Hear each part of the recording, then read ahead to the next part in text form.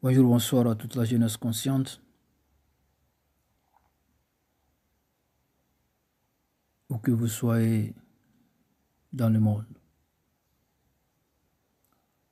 Nous ne cessons jamais d'exprimer ce message de solidarité, ce message d'amour et de respect à l'égard des consciences éveillées, et surtout en ce moment difficile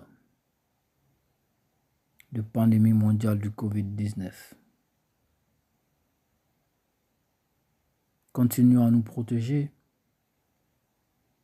En le faisant, nous protégeons les autres.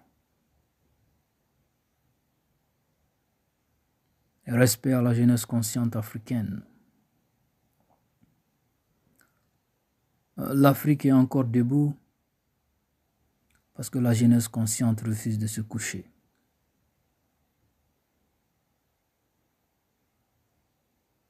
Aujourd'hui, je vais me pencher sur ma seconde communication sur la dette extérieure africaine.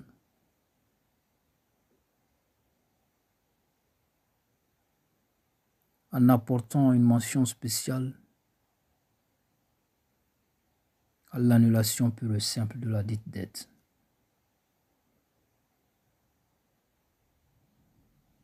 Je trouve que l'annulation de la dette africaine est justifiée et très légitime.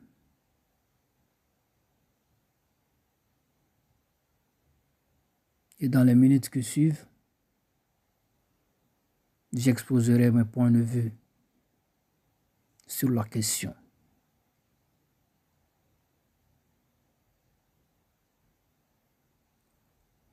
Vous savez, dans le modèle économique de nos États,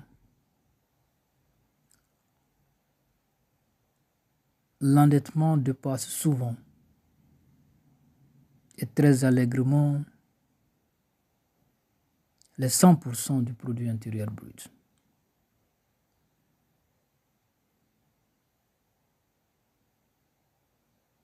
Je m'en vais citer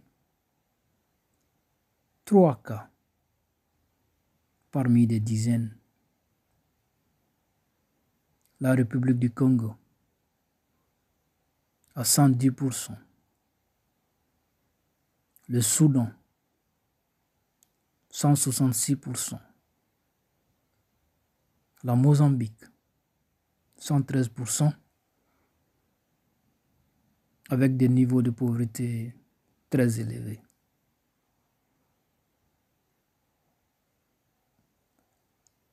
La dette du continent a presque doublé en moins de 10 ans.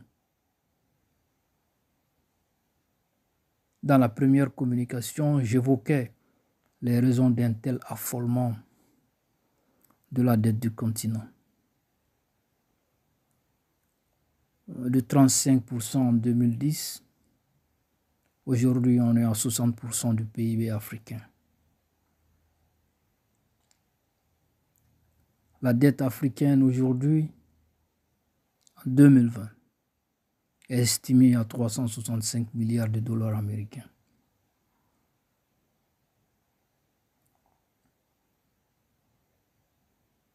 Du coup, les taux d'intérêt ont beau être très bas, tel est d'ailleurs pas le cas aujourd'hui. Les remboursements étranglent les moyens d'investissement des pays. Les charges financières présentent près d'un tiers en valeur de ce qui est produit et exporté chaque année.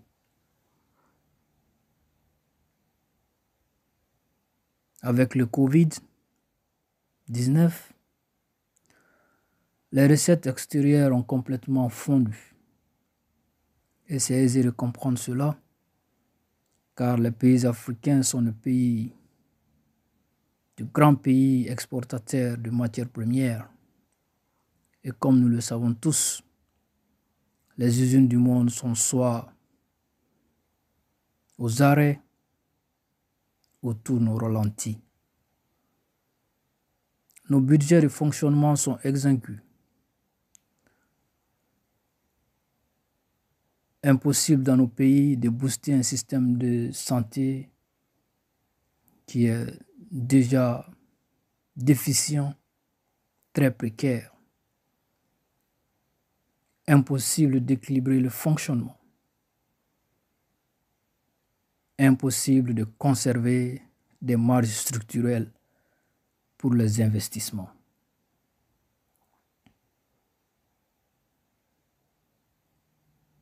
Ceux qui travaillent au niveau des ministères des Finances m'entendent.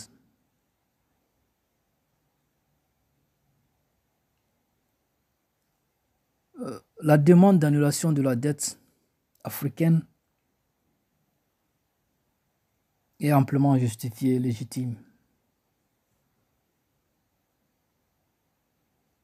Comme je l'ai cité plus haut, le contexte actuel qui prévaut dans le monde l'exige. Combattre le Covid-19 appelle à la mobilisation d'importantes ressources.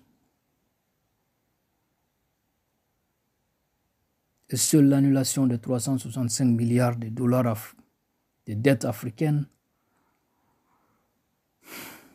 peut contribuer à mettre à la disposition des pays africains des ressources à portée de main.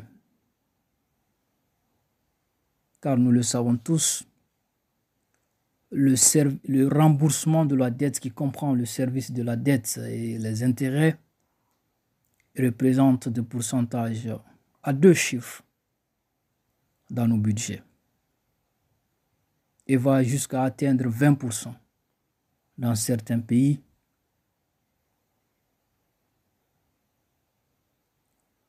Le niveau moyen étant 10, aussi entre 10 et 13%.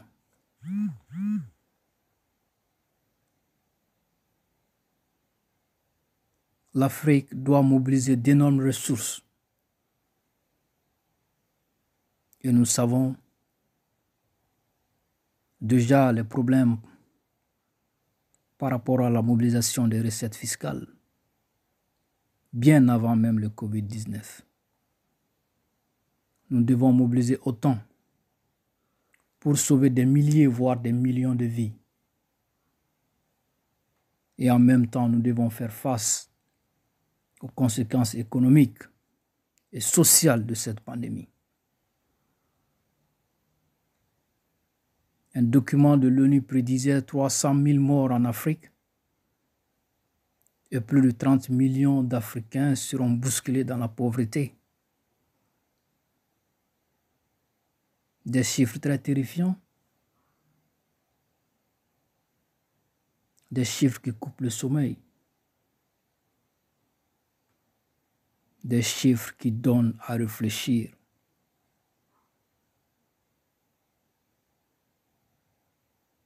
En vérité, le moratoire obtenu par l'Union africaine, quelle que soit sa durée, n'est pas la solution au problème africain. Le moratoire n'est pas la solution qui convient aux circonstances exceptionnelles du continent. Parce que c'est un remboursement différé et qui restera toujours comme une épée de Damoclès levée sur la tête des États africains. La plupart des flux additionnels, comme les aides de la Banque mondiale, du FMI et de la plupart des partenaires bilatéraux, seront sous forme de prêts qui vont gonfler la dette extérieure de nos États. À circonstances exceptionnelles, il faut des décisions exceptionnelles, il faut des décisions courageuses. Et je pense sincèrement qu'annuler la dette africaine n'est pas au-dessus des finances mondiales. L'annulation est surtout légitime, vu les conditions dans lesquelles certaines de ces dettes sont contractées. Et souvent par des régimes dictatoriaux, sans vision de développement et sans suivre le vol à col blanc, le gaspillage à tous les niveaux. Et souvent, les prêts servent plus à acheter les biens et services des créanciers et à faire travailler leurs entreprises qu'à servir nos pays africains, qu'à servir les intérêts des pays africains.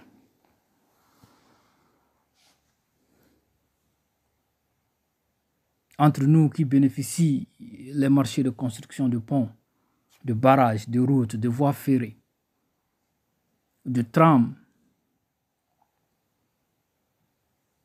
nous le savons tous. Jetez un coup d'œil à travers l'Afrique.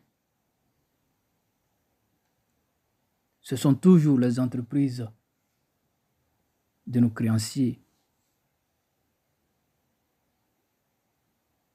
Ils sont chinois, ils sont européens, ils sont nos créanciers. Le cas du TR du Sénégal est une bonne illustration.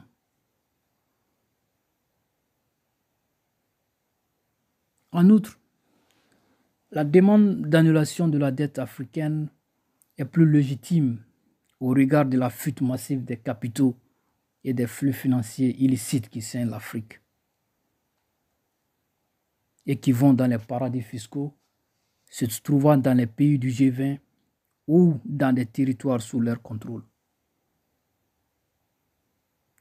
Bahamas, îles Vierges britanniques, îles Vierges américaines, les Samoa américaines, pour ne citer que ça.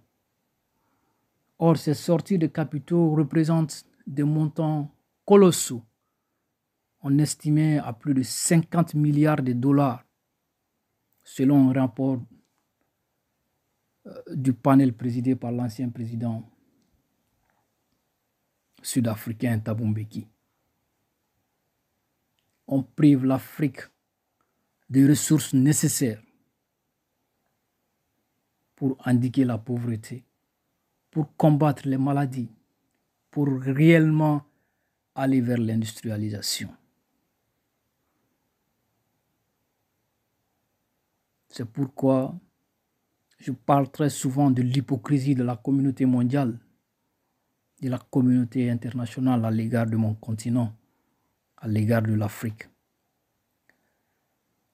La demande d'annulation de la dette africaine est également légitime au regard du faible pourcentage qu'elle représente par rapport au plan adopté par le G20 ou encore par rapport au plan de riposte des États-Unis. Les 365 milliards de dollars américains de dette africaine représentent 16,6% des 2200 milliards du plan de riposte américain et 7,3% du plan de relance de l'économie mondiale du G20, qui se situe à 5 000 milliards. Donc, en voyant ces chiffres, on peut dire aisément que les 365 milliards ne sont qu'une goutte d'eau dans l'océan, facilement absorbable.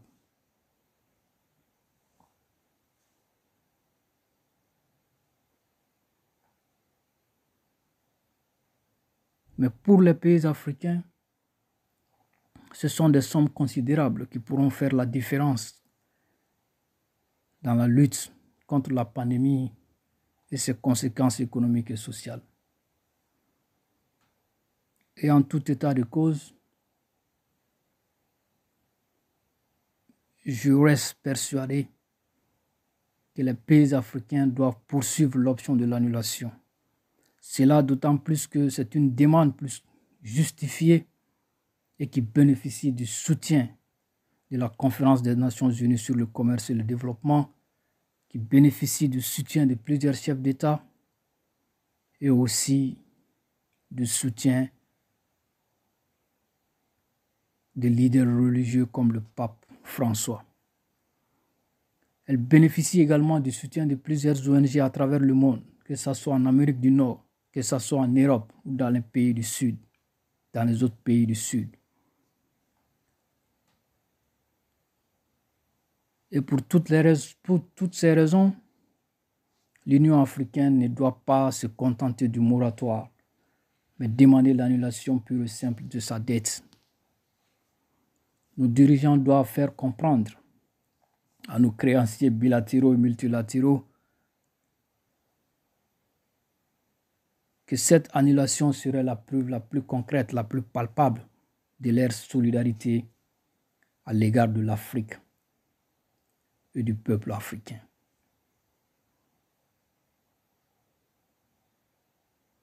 L'Afrique ne demande pas de la pitié du monde,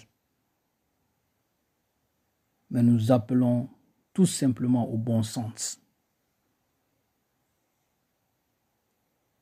Le combat commun pour l'émergence africaine est un combat de longue haleine, un combat noble et qui se gagnera à l'aune de la constance, de la solidarité et de la sincérité.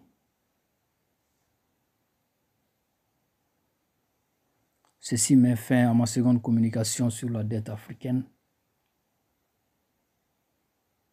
Une troisième suivra.